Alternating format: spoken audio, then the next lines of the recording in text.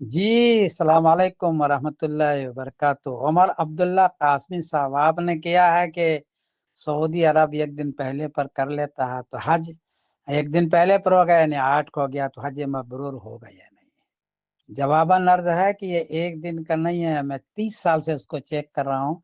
जब वो मुतीब अलबरगश या अब्दुल्ला खुजैरी साहब गवाही देते हैं तो आसमान पर चांद नहीं होता है दिखने के काबिल।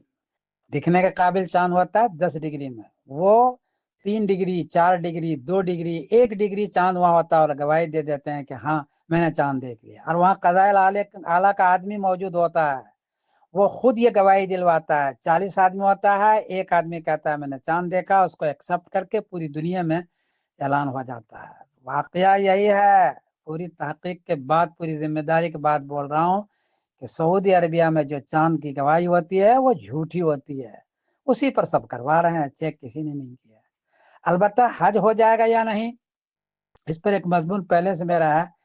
हिदाया अव्वलैन के किताबुल हज के आखिर में मिसाल मंसूरा उसने बाप बांधा है साहिब हिदाया ने। उन्होंने उसमें लिखा है कि अगर एक दिन मुकद्दम या मुअख्खर हो गया, ये चांद नहीं था और गवाही होकर के काजी का फैसला हो गया कि फला दिन में हज है, तो हज हो जाएगा। इसलिए कि सारों को हज को बर्बाद करना और बार बार बर्बाद करना इतना आसान काम नहीं है, क्योंकि हज नहीं होगा तो दूसरी दिन दूसरे साल हज करेगा।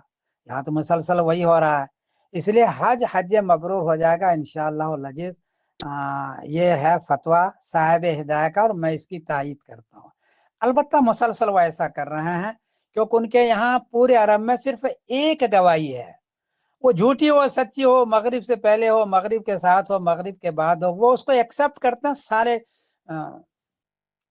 मुफ्तियाने कराम। तो ये गवाही वो ले आते हैं बादशाह।